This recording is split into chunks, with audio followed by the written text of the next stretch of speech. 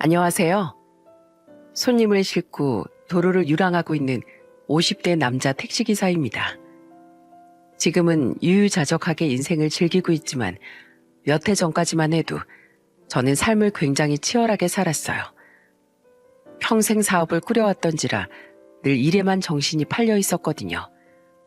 그런 제가 왜 택시 운전을 하게 됐는지, 또한 이 일을 왜 좋아하게 됐는지에 대해 지금부터 말해보려고 합니다. 제 인생에 아주 잠깐 찾아와 많은 깨달음을 주고 가신 한 할머니를 추억하며 말이죠. 저는 유복한 집안의 외아들이었어요.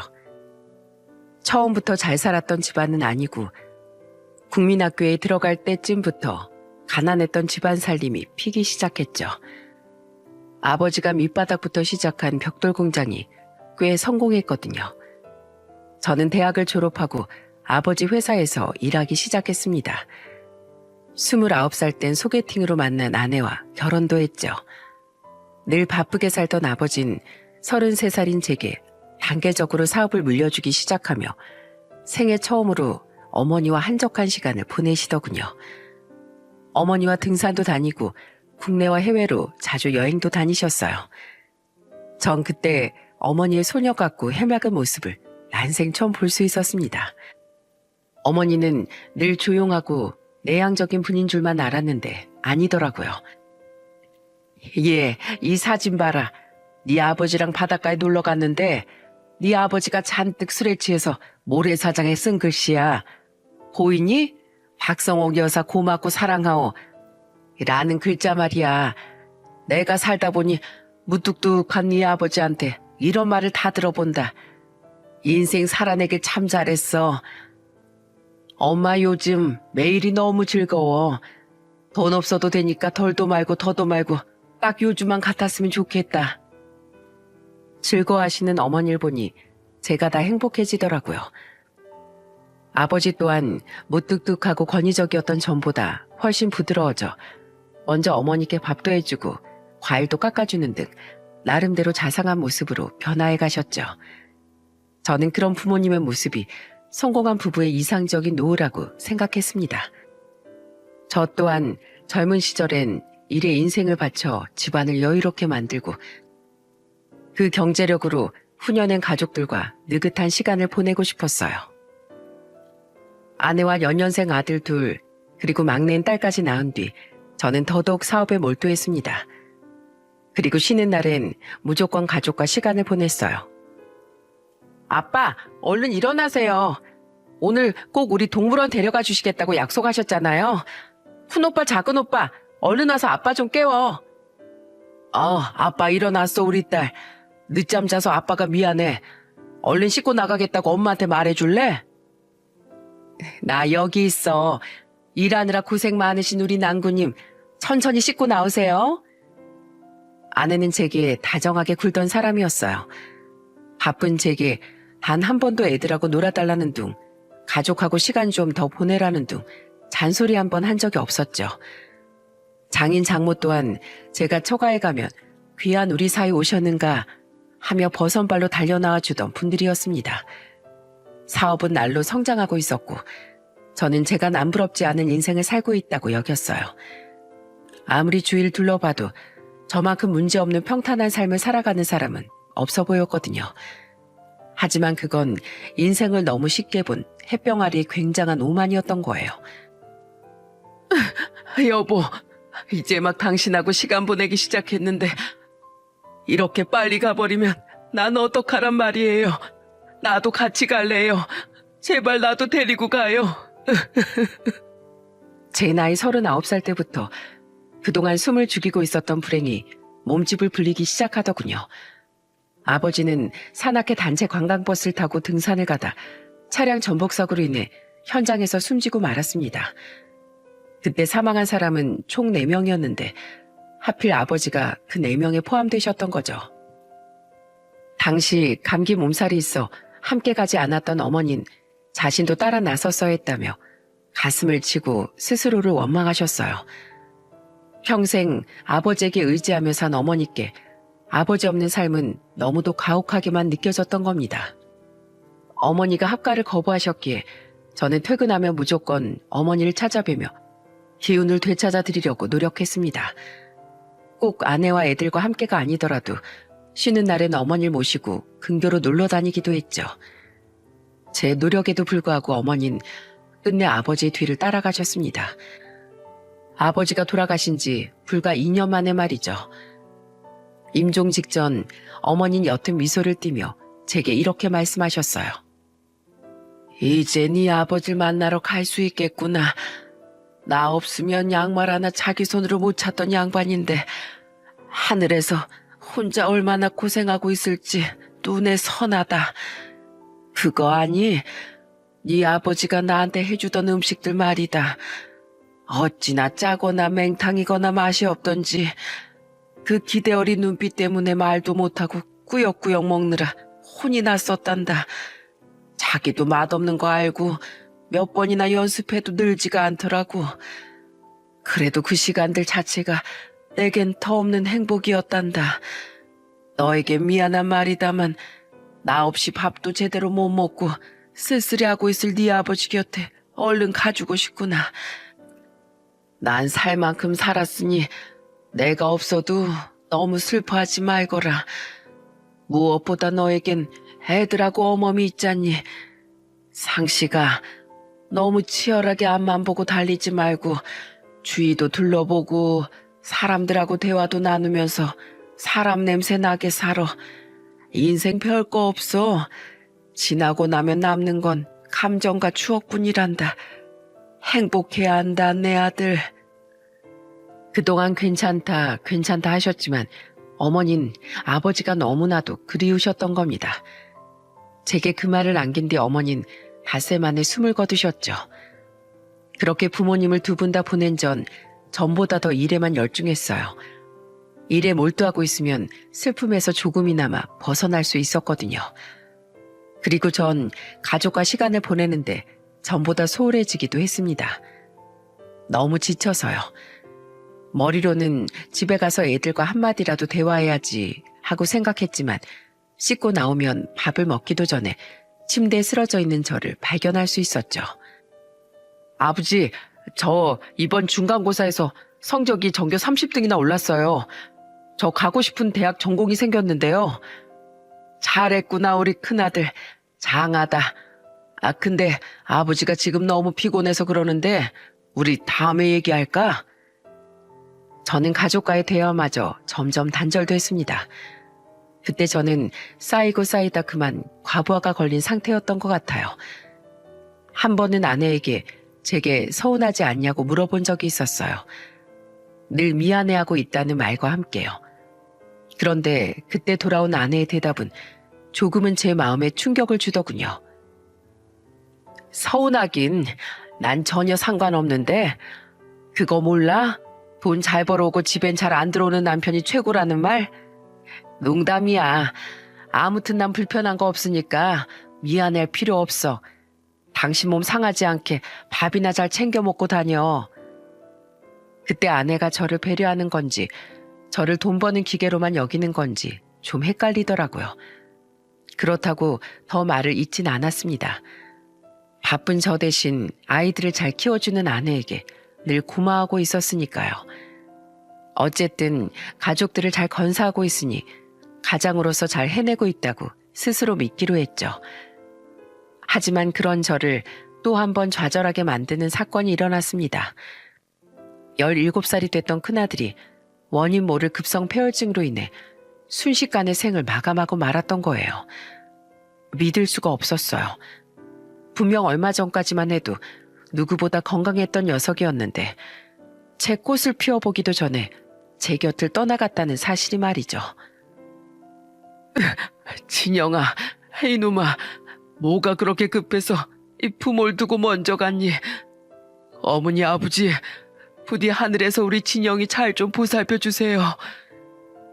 바쁘고 힘들다는 핑계로 아들과 대화도 제대로 하지 않았던 제 자신이 너무나 믿고 원망스러웠습니다. 아들과 제게 남겨진 시간이 이렇게 짧았을 거라곤 미처 생각조차 못했어요. 이럴 줄 알았으면 진영이 말에 조금 더 귀를 기울여 줄 걸 그랬어.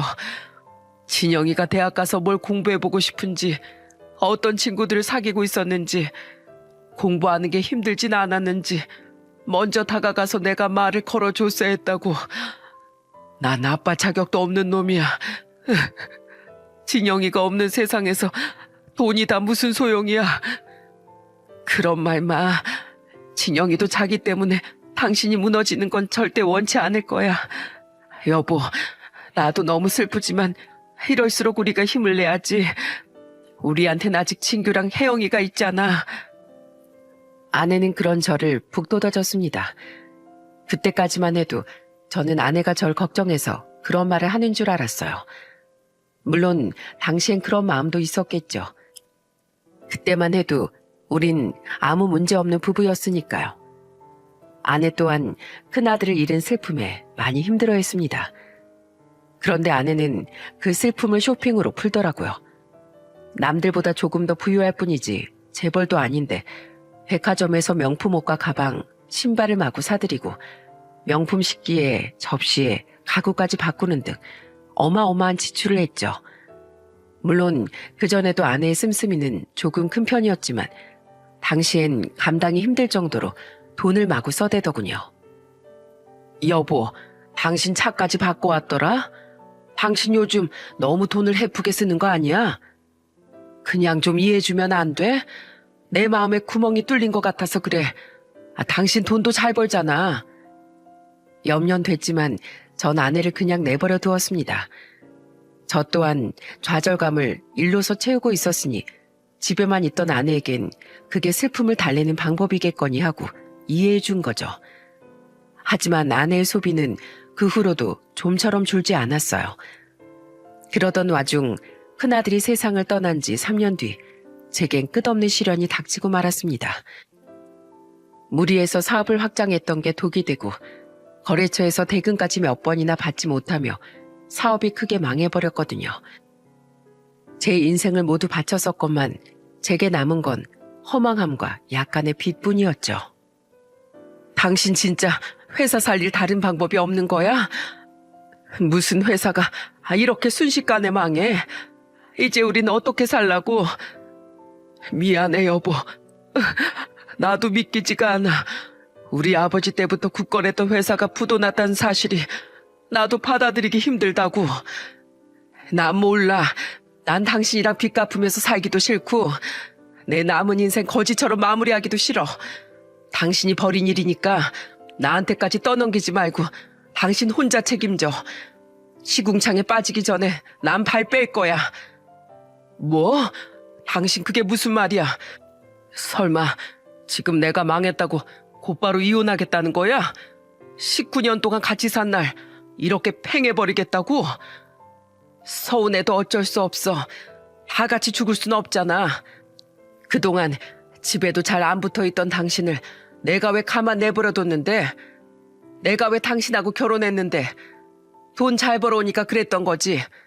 당신 옆에 있으면 남 부럽지 않게 살 수 있으니까 당신 비위 꼬박꼬박 다 맞춰주고 산 건데 돈도 없는 당신 옆에서 개고생하고 살 이유가 뭐가 있어. 미안한데 인생은 현실이야. 당신 그동안 날 정말 돈으로만 봤던 거야? 당신이 어떻게 나한테 이럴 수가 있어.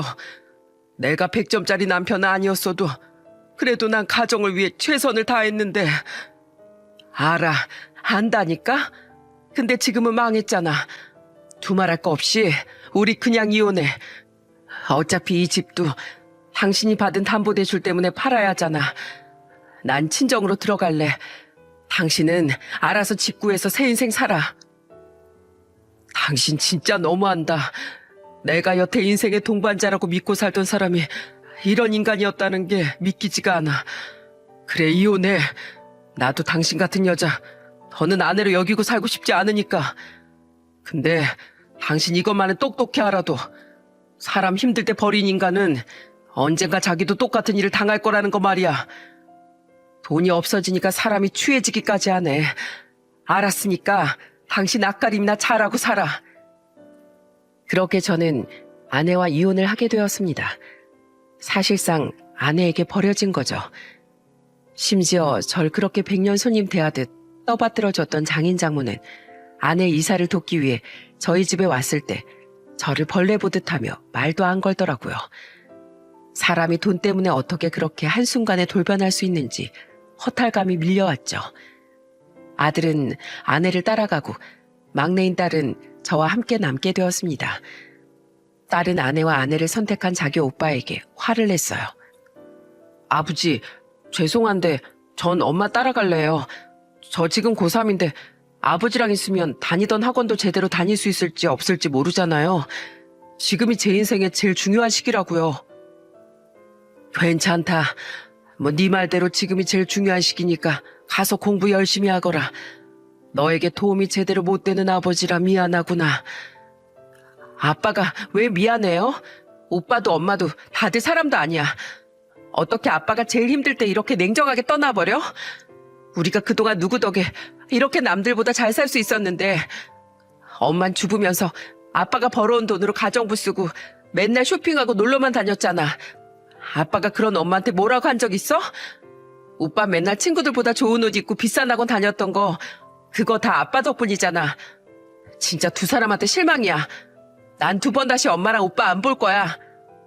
제 말하는 것 좀 봐. 그래, 너 혼자 천사 났다 천사 났어. 가자 진규야. 저보다도 더 화를 내며 제 편을 들어주는 딸에게 그저 고마웠습니다. 저는 그저 돈만 벌어다 줬다 뿐이지 크고 나선 자상한 말 한마디 제대로 걸어준 적 없는 못난 아빠였는데도 말이죠. 그런 딸을 위해서라도 저는 마냥 무너져 있을 수 없었어요. 하지만 막상 49살의 적지 않은 나이에 들어갈 수 있는 회사가 없더라고요. 열심히 구직을 한 끝에 저는 자격증을 따고 택시회사에 들어가 택시 운전을 시작하게 됐습니다. 어이 기사 양반, 내가 이 길 맨날 다녀봐서 아는데 요금이 너무 많이 나왔잖아. 당신 내가 술 취했다고 빙빙 돌아와서 바가지 씌운 거지? 아닙니다 손님. 손님도 보셨잖아요. 길에 차가 꽉 막힌 거예요. 난 자느라 못 봤는데 아무튼 난 이 돈 다 못 내. 여기 10,000원만 받든가 아니면 내 배를 째든가.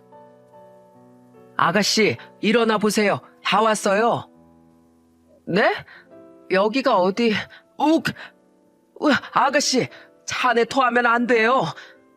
야, 어딜 만져요? 예?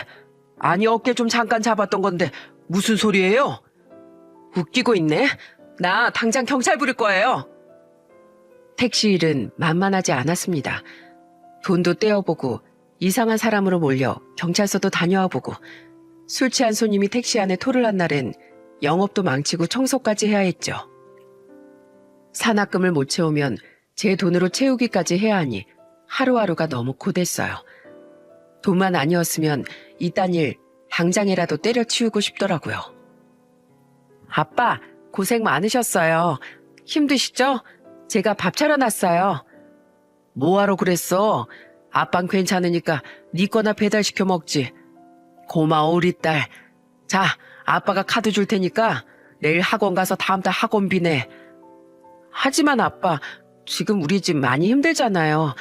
저 학원 안 다니고 혼자 공부해도 괜찮아요. 아빠도 괜찮아. 자식 공부도 제대로 못 시키는 못난 아빠 만들지 말고 얼른 받아. 그런 저를 버티게 한 건 17살이던 딸이었어요. 딸은 이사한 낡은 전셋집에 대해서도 정과 너무 바뀌어버린 환경에 대해서도 단 한 번도 불평하지 않고 늘 저를 응원해 주었죠. 딸 하나만 보고 저는 악착같이 일했습니다.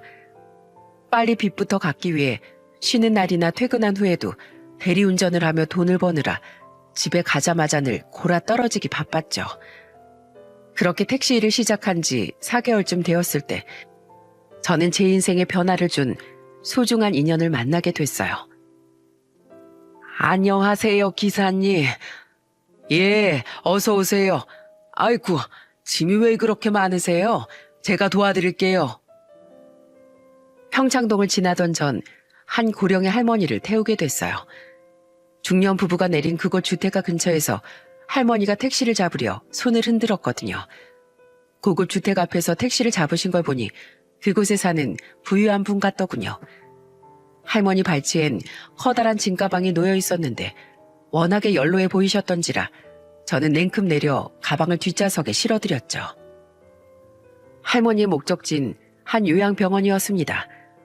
그런데 가는 내내 할머니는 자꾸만 뒤에서 눈물을 흘리시더라고요.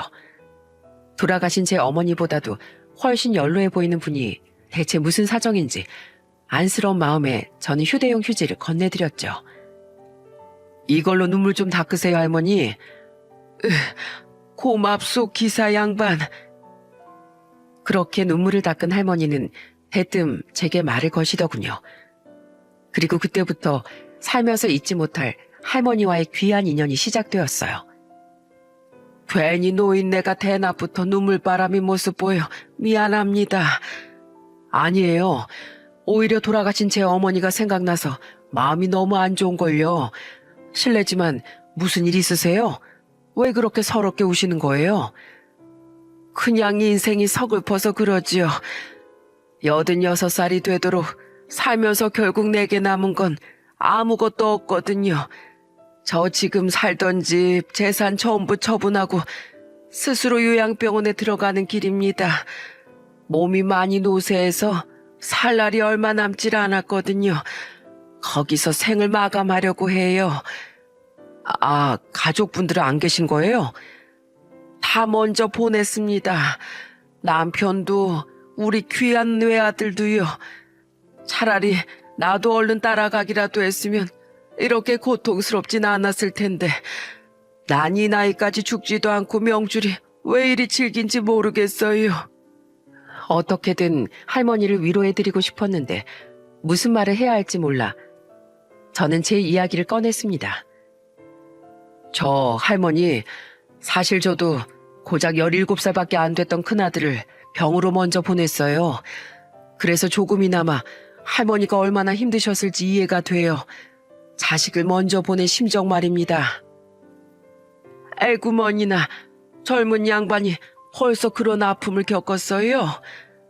예, 사실 전 사업을 했었는데요.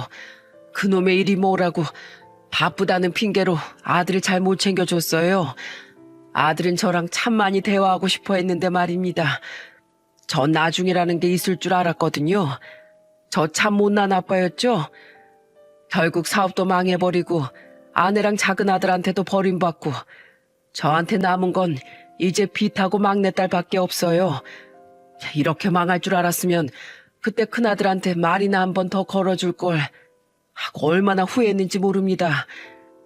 기사님 인생도 참 순탄치 않았네요. 안쓰러워라. 그래도 기사님, 나야 이제 늙어서 오늘 내일 하는 늙은이지만 기사님은 아직 딸도 있고 젊잖아요. 앞으로 살면서 좋은 날이 훨씬 많을 겁니다. 처음엔 할머니를 위로하려고 꺼낸 말인데 도리어 제가 위로를 받고 있더군요. 게다가 처음 만난 할머니에게 이야기를 털어놓는데도 창피하긴커녕 마음이 편하더라고요.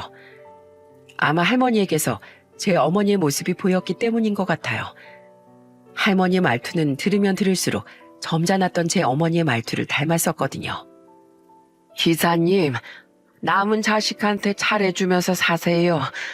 내가 살아보니까 아무리 돈이 많아도 가족하고 시간 보내는 것만큼 중요한 게 없더라고요. 기사님도 아시겠지만 가족이 떠난 뒤엔 후회해봤자 아무 소용없잖아요. 난 중소기업 운영하던 우리 영감 덕분에 평생을 편하게 살았어요. 우리 아들도 공부 잘하고 착한 효자라 세상에 나처럼 복받고 사는 여자는 없을 거라고 생각했죠. 아들 결혼도 시키고 남편이 아들한테 회사 물려주면서 이제 남편하고 유유자적한 노을 보내다가 남들처럼 평범하게 생을 마감할 줄 알았어요. 근데 우리 아들이 그만 8년 전에 과로로 세상을 떠나버린 겁니다. 아버지가 물려준 사업 자기가 더 크게 키워보겠다고 일에만 미쳐 살더니 그렇게 허무하게 가버린 겁니다. 며느리랑 고등학생인 딸 둘만 남기고 말이에요. 하늘이 무너지는 것 같았어요. 그 충격 때문에 남편은 회사까지 처분해버렸죠. 아들을 죽게 만든 회사 따위 꼴도 보기 싫다면서요. 그런데 남편은 아들을 잃은 슬픔이 너무 컸는지 큰 병까지 생기고 말았어요. 그렇게 시름시름 앓다가 결국 5년 전에 남편까지 날 떠나버리더라고요. 난 그렇게 덩그라니 세상에 홀로 남게 된 겁니다. 죽고 싶어도 아이 놈의 목숨이 얼마나 질긴지 죽어지지도 않고 하루하루 살아내는 게 고역이더라고요. 우리 착한 며느린 자기가 잘 모시겠다고 성화였는데 제가 거절했습니다. 다 늙은 노인네 모신다고 가뜩이나 남편 잃고 힘들었을 우리 며느리한테 짐을 얹어주고 싶지 않았거든요. 할머니 사람 팔자가 참 기구하다며 다시 눈물을 흘리시더라고요. 자신을 부러워했던 주위 여자들은 손주들 커가는 모습 보면서 행복한 노년을 보내거나 이미 저 세상에 간 지 오랜데 자신은 남편도 아들도 먼저 보내고 살아도 산 것 같지 않은 불행 속에 남아있게 됐다며 말입니다. 할머니의 인생을 듣는데 할머니 가족의 이야기가 너무 제가 살아온 이야기랑 닮았더라고요. 그러니까 더더욱 할머니가 제 어머니처럼 느껴졌어요. 고맙수 기사 양반. 그래도 마지막 가기 전에 내 이야기를 들어주는 이가 있어서 좋았다오. 부디 행복하게 사세요. 할머니, 제가 진가방 병원 안까지 들어드릴게요. 같이 가요. 할머니가 입원하기로 한 요양병원은 딱 보기에도 굉장히 시설이 좋아 보였습니다. 할머니가 걱정됐는데 그래도 다행이다 싶었죠. 나중에 찾아보니 그곳은 서울에서도 손에 꼽히게 좋은 요양병원이더라고요. 저는 할머니가 계속 마음에 걸려 할머니의 가방을 직접 들고 병원까지 모셔다 드렸어요. 그리고 할머니가 입원 수속을 마치는 것까지 기다린 뒤 할머니에게 제 연락처를 건네드렸습니다.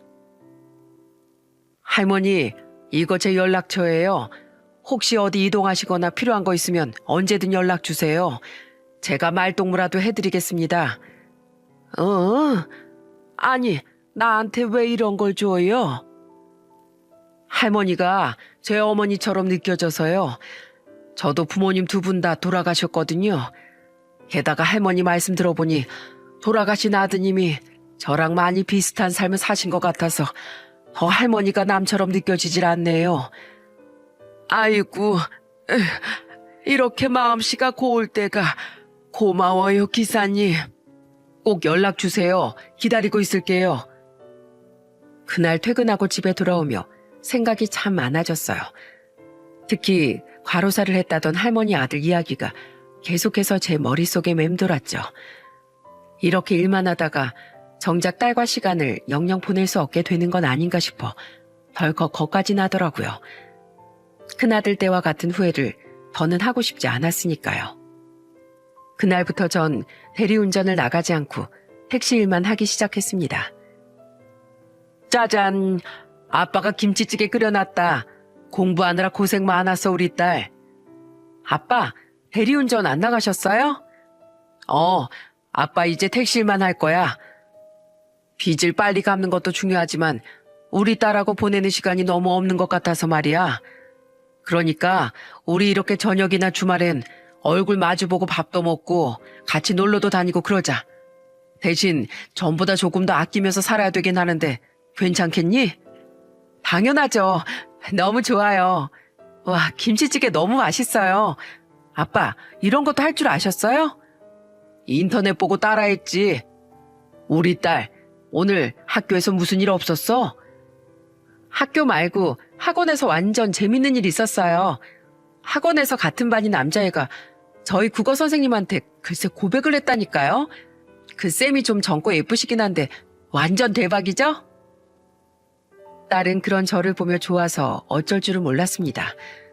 기다렸다는 듯 사소한 일상을 줄줄 얘기하는데 애가 집에서 얼마나 대화가 고팠나 싶어 눈물이 핑 돌더라고요. 그때 깨달았어요. 좋은 가장이란 돈만 잘 벌어오는 사람이 아니라 가족의 말에 귀를 기울이고 가정을 행복하게 만들 수 있는 존재라는 걸 말이죠. 그렇게 첫 만남부터 할머니와 인연은 조금씩 저를 변화시켰던 거예요. 그로부터 며칠 뒤 할머니는 정말로 제게 연락을 주셨습니다. 할머니는 제게 아들의 납골당에 가고 싶다고 말씀하시더군요. 일하는 시간이었지만 저는 두말 없이 할머니께 달려갔어요.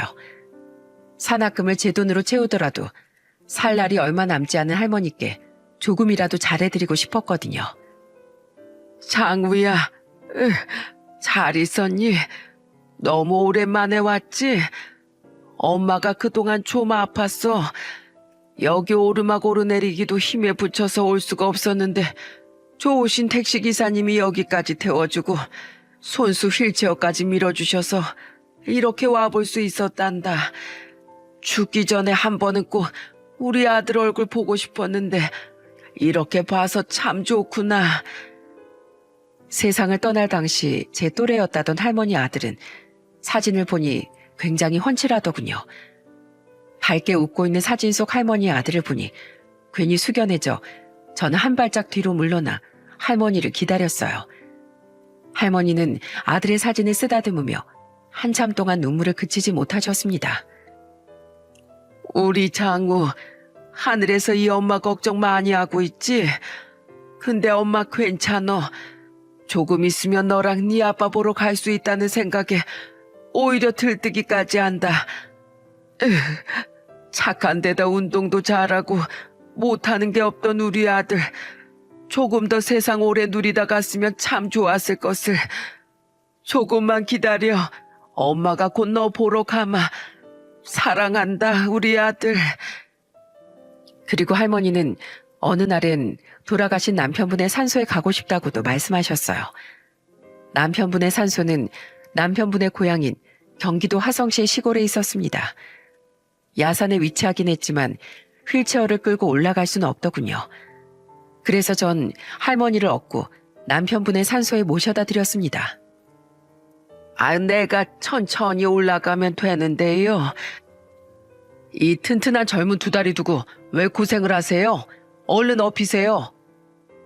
막상 업어보니 얼마나 마르신 건지 너무 가볍더라고요. 물론 산길이라 할머니를 업고 올라가는 게 쉽진 않았지만은요. 여보, 잘 있었소? 내가 죽기 전에 당신도 우리 장우도 못 보고 갈 줄 알았는데 마지막에 좋은 분을 만나서 이렇게 인사를 하러 올 수 있었어요. 여보, 당신이 없으니 그 큰 집이 얼마나 휑하게 느껴졌는지 몰라요. 나쁜 사람, 그렇게 자기만 홀랑 아들한테 가버리니 좋습니까? 혼자 남을 날 생각해서라도 조금만 더 버텨주지.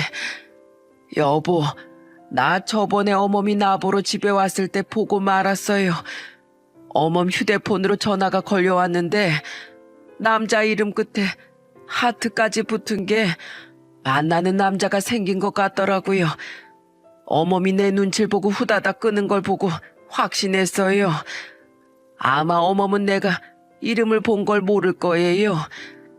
근데 속상하긴커녕 다행이다 싶었어요. 우리 장우 간지도 8년이나 지났고 어멈 나이도 아직 창창한 54살인데 앞으로 그 긴 세월을 혼자 얼마나 쓸쓸하게 살아갈까 싶어서 걱정했거든요. 소녀들도 대학 졸업하고 직장까지 다니고 있으니 곧 결혼도 하게 될 테니까요.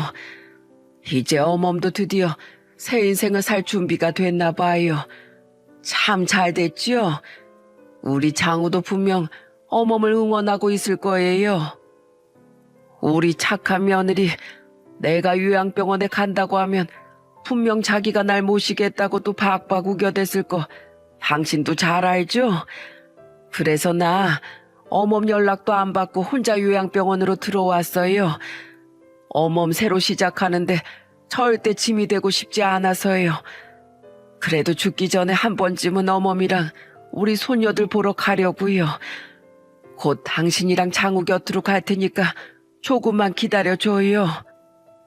몰랐던 할머니의 속사정을 하나 더 알게 됐던 날이었습니다. 그날 다시 요양병원으로 돌아오는 길에 할머니는 눈물을 닦으며 제게 말씀하셨죠. 힘들지요? 고마워요, 기사님. 이 고마움을 어떻게 갚아야 할지. 아니에요, 할머니. 오히려 제가 할머니를 도울 수 있어서 좋은데요. 정 고마우시면 가끔 저한테 밥이나 사주실래요?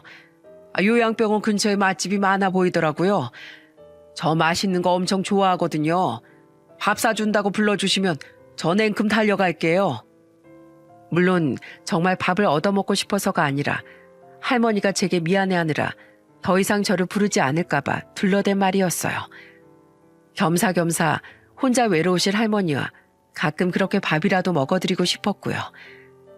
제 마음을 아셨는지 할머니는 한층 더 크게 흐느끼며 제게 고맙다고 하시더라고요. 그 뒤 저는 종종 할머니와 식사를 하고 할머니가 원하는 곳에 모셔다 드렸습니다.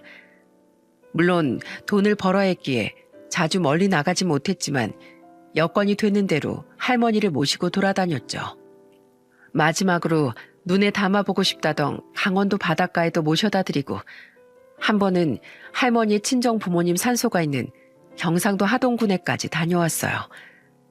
그리고 할머니를 만난 지 6개월이 지났을 땐 할머니의 며느리 집까지 찾아갔습니다. 할머니를 본 며느리와 손녀들은 다 같이 눈물을 터뜨리더라고요. 할머니, 어머님, 대체 어디 계셨던 거예요? 잘 지내고 있으니 찾지 말라는 문자 하나만 달랑 남기고 그렇게 사라지시면 어떡해요? 전화도 안 받고 집에 찾아가니까 이미 다른 사람들이 이사 와 있고 제가 그동안 얼마나 어머님을 찾았는지 아세요?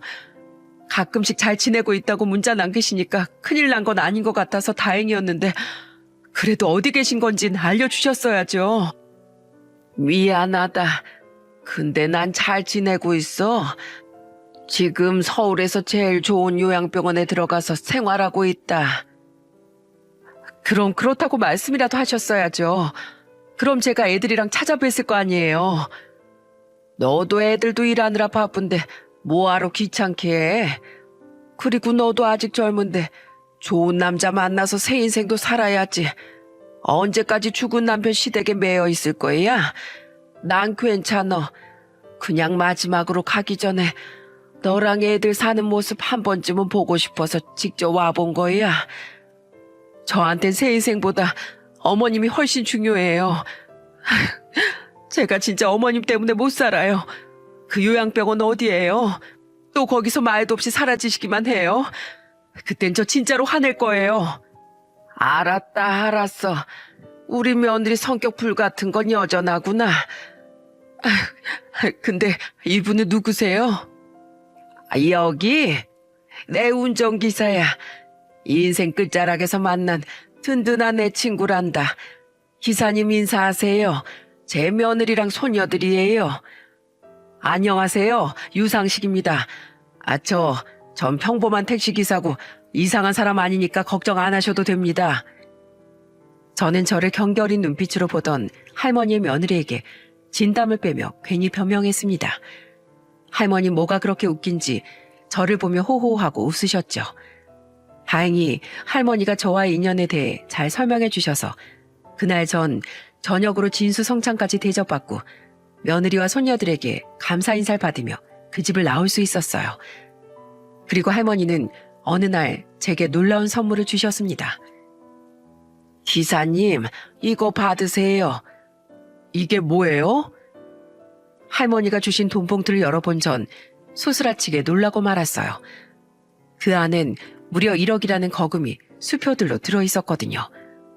커다래진 눈으로 할머니를 바라보자 할머니는 웃으며 말씀하시더라고요.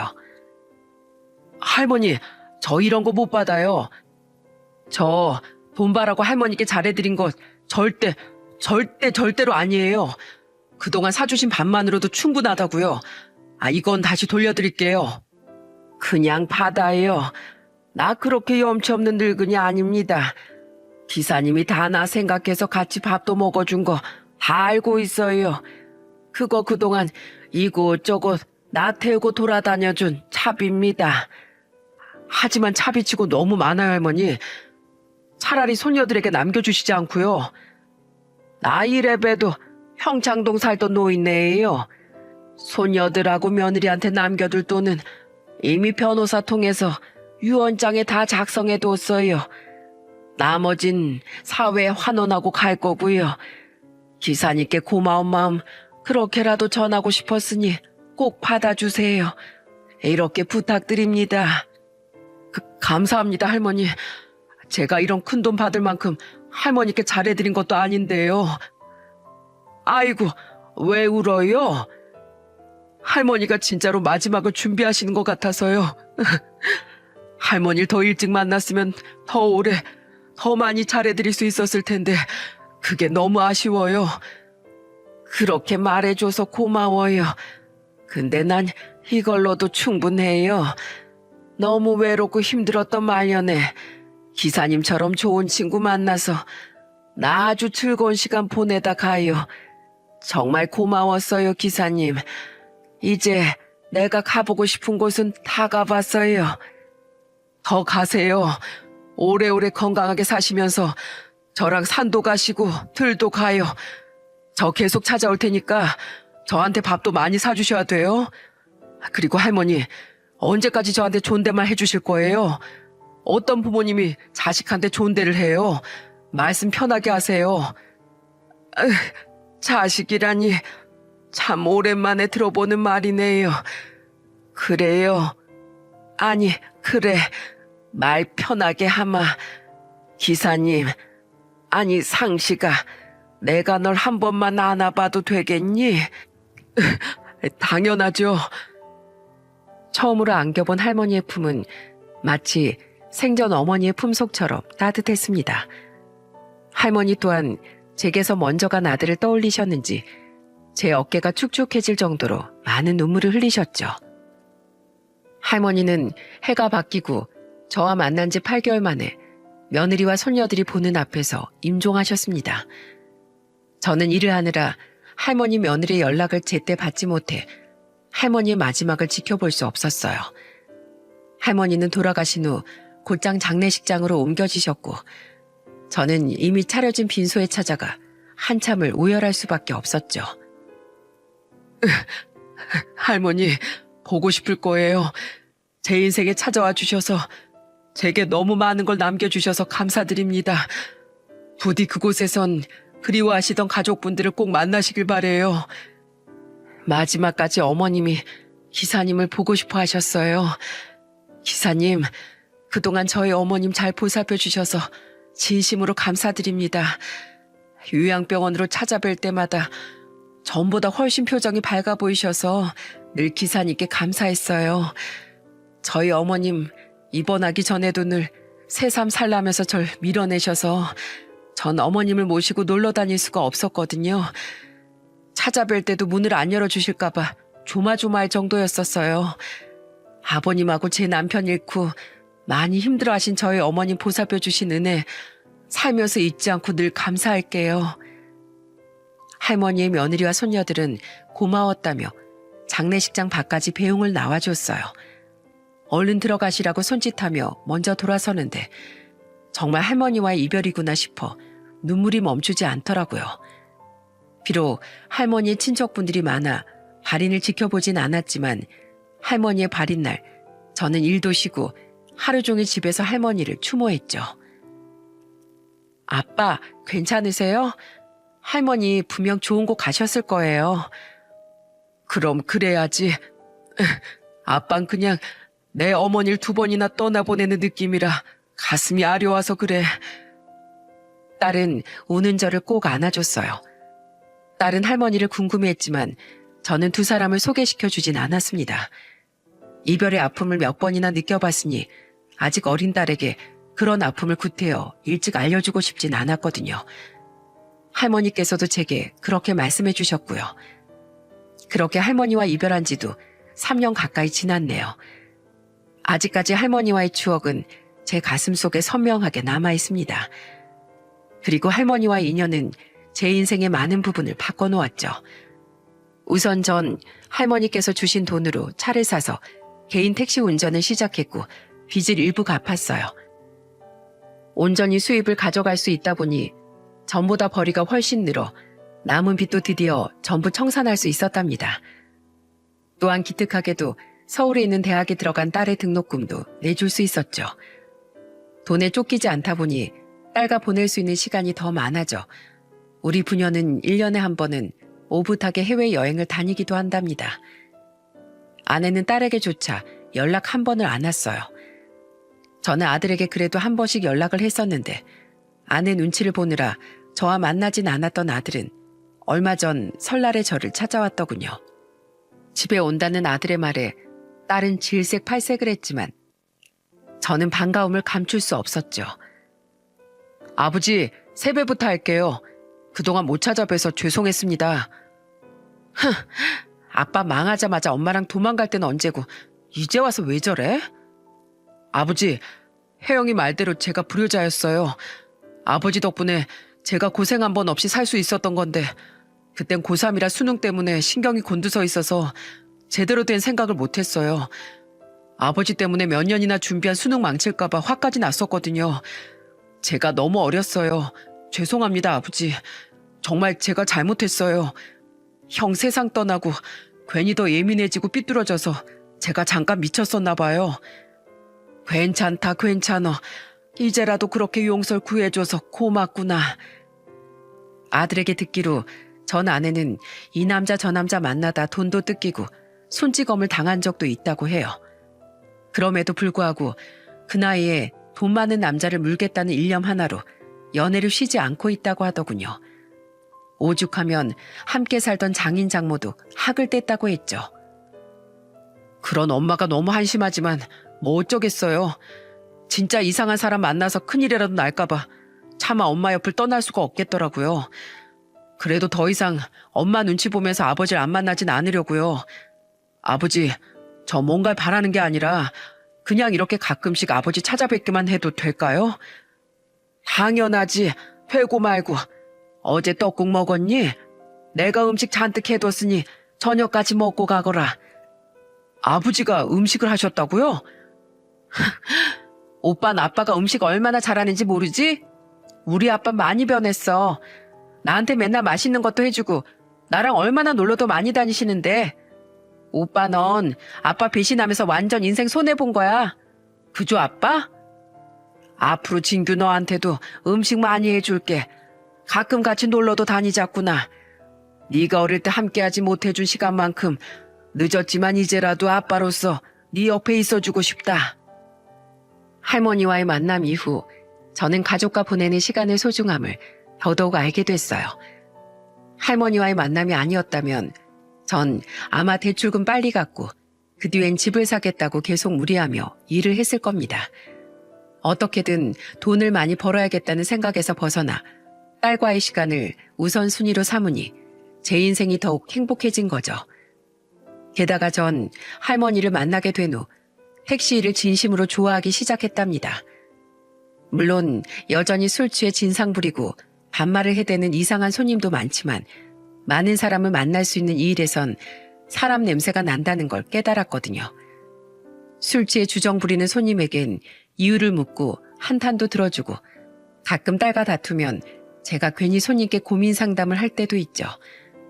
손님 또한 누군가의 이웃이나 가족이라는 생각을 할머니로 인해 인식하게 되니 손님을 만나는 일이 즐겁게 느껴지더라고요. 저는 앞으로 천천히 돈을 모아 다시 자가도 사고 자식들의 결혼 자금도 모으며 여유로운 삶을 즐기려고 해요. 그리고 일과 돈에 치여 살지 않고 늘 자식들과 시간을 보낼 수 있는 아빠가 되기 위해 노력해 나갈 생각입니다.